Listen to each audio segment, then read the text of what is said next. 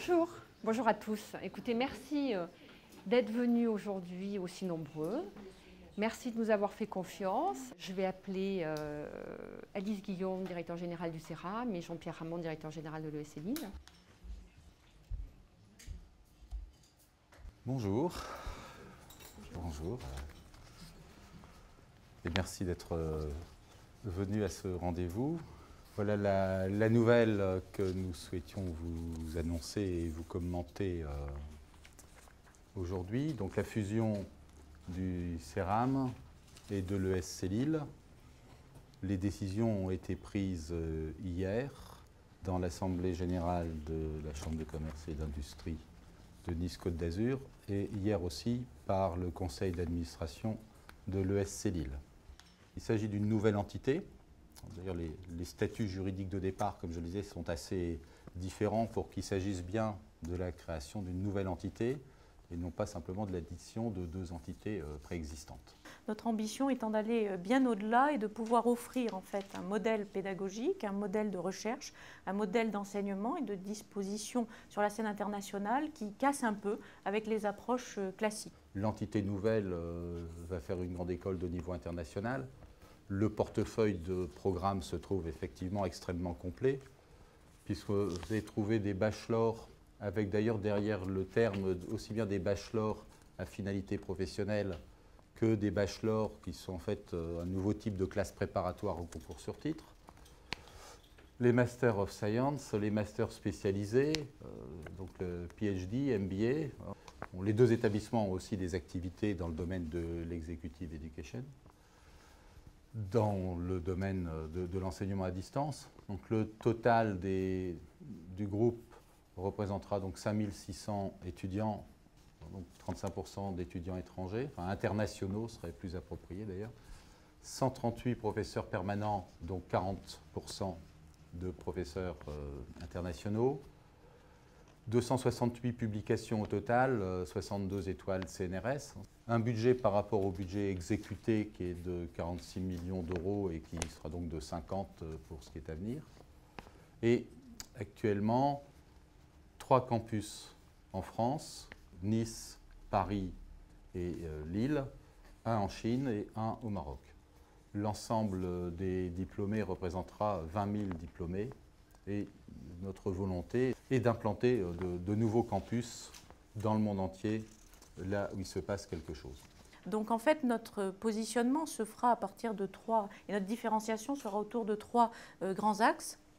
Tout d'abord, le positionnement de l'école qui veut combiner en fait les forces des modèles français et des modèles anglo-saxons en travaillant à la fois sur l'intégralité de la palette des fondamentaux du management, mais aussi sur une analyse beaucoup plus transversale de ce dont ont besoin les entreprises aujourd'hui lorsqu'elles sont baignées dans l'économie de la connaissance. Une visibilité à l'international, il est clair que les écoles globalement ont certaines forces dans leur ouverture à l'international. Nous voulons aller plus loin avec une vraie approche multipolaire, c'est-à-dire aujourd'hui de pouvoir ouvrir des campus, on l'a dit, là où ça se passe, ce n'était pas nécessairement dans les grandes métropoles dans lesquelles on retrouvera au fond des approches plutôt classiques, mais autour des technopoles, auprès d'entreprises qui créent de la connaissance, qui créent de l'innovation, qui créent du savoir tous les jours.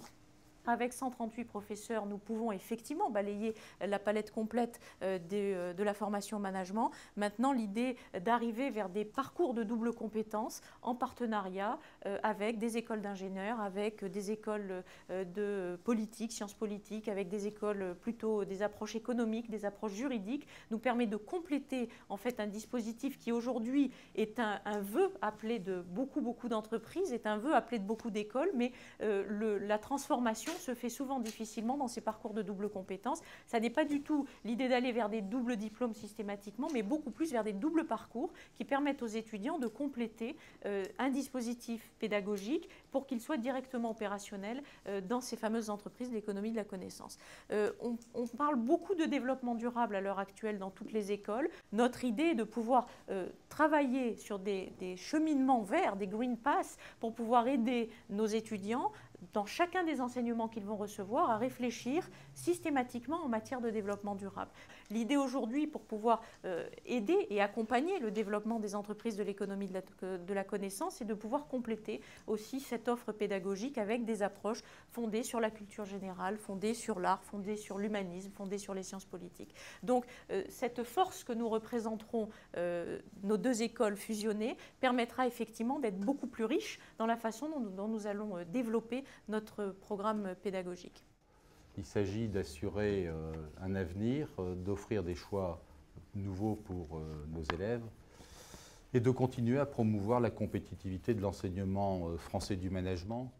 Voilà, donc le dispositif aujourd'hui de notre fusion fait qu'effectivement, Jean-Pierre l'a dit, nous prenons ancrage dans des territoires qui sont quand même de grands territoires de l'Hexagone, qui sont des plateformes dans lesquelles nous avons différentes compétences, différents lieux de performance, différentes relations avec les entreprises. Donc vous voyez à Lille, effectivement, moteur d'une Europe innovante, proche des centres décisionnels, Paris bien entendu au centre du pouvoir, et puis Nice, Sophia Antipolis, sur une terre, clairement une terre d'innovation, de connaissances, de projets innovants et puis surtout l'ouverture sur l'espace méditerranéen. Au-delà de ce modèle, l'idée étant d'être là où se crée la croissance, où se crée l'innovation, où se crée le management de la connaissance, où se créent ces nouveaux savoirs dont vont avoir besoin les entreprises. Nous avons effectivement en bleu déjà, j'allais dire, occupé une certaine forme de terrain sur ces principes-là. Et 2010, prochaine cible effectivement, est de pouvoir se rapprocher du continent américain et de pouvoir compléter notre dispositif comme une vraie école qui se rapproche à la fois des entreprises qui créent la connaissance et de permettre à nos étudiants de casser un petit peu ce modèle et de pouvoir bénéficier d'une toute autre approche du management. Le statut de la nouvelle école, ce sera le statut association loi de 1901. Notre conseil d'administration sera présidé par Bernard Lecomte, qui est l'actuel président de l'ESC Lille. Jean-Pierre Ramand devient délégué général de l'association, en charge de toutes les relations avec l'université et de la création de nouveaux projets. Et j'aurai la chance de prendre la direction générale de ce nouveau groupe avec toutes les équipes fusionnées du CERAM et de l'ESC Lille.